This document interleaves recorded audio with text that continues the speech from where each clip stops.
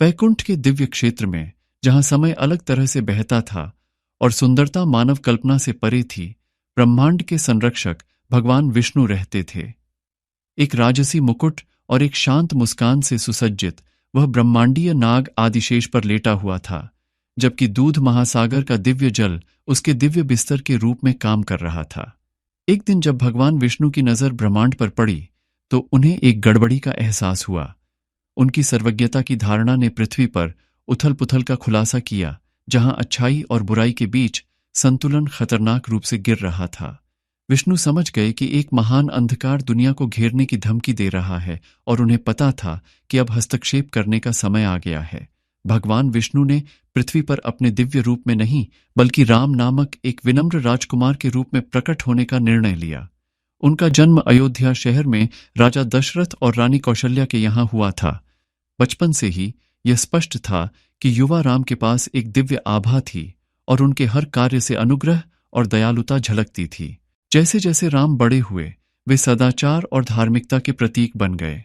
वह एक कुशल धनुर्धर, एक प्यारा बेटा, एक समर्पित भाई और एक वफादार दोस्त था। उनकी अद्वितीय बुद्धिमत्ता और अटल दृढ़ संकल्प ने उन्हें उन सभी की प्रशंसा दिलाई जो उन्हें जानते थे। हालांकि नियति में उतार चढ़ाव आए। राम की सौतेली मां ने ईर्ष्या से भरकर उन्हें 14 वर्ष के लिए वनवास भेजने की साजिश रची।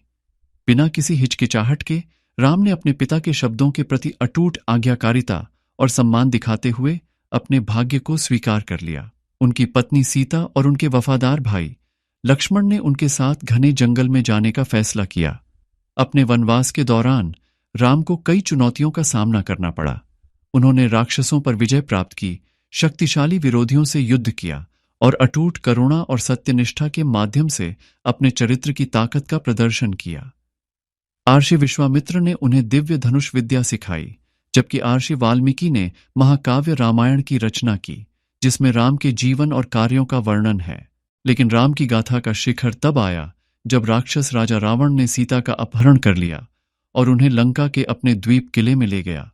राम का दृढ़ संकल्प अटल था और उन्होंने अपनी प्यारी पत्नी को बचाने की खोज में सहायता के लिए बंदरों और भालुओं की एक शक्तिशाली सेना जुटाई। वानर सेनापति हनुमान के मार्गदर्शन और अपने वफादार सहयोगियों के समर्थन से राम ने अंधेरे की ताकतों के खिलाफ एक भयंकर युद्ध छेड़ दिया।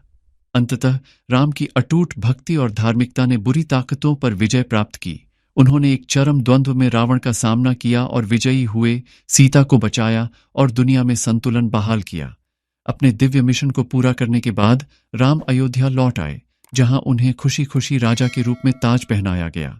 राम के रूप में भगवान विष्णु के अवतार की कहानी धार्मिकता, भक्ति और अच्छे और बुरे के बीच शाश्वत संघर्ष की शक्ति को दर्शाते हुए अनगिनत पीढ़ियों को प्रेरित और मार्गदर्शन करती रहती है।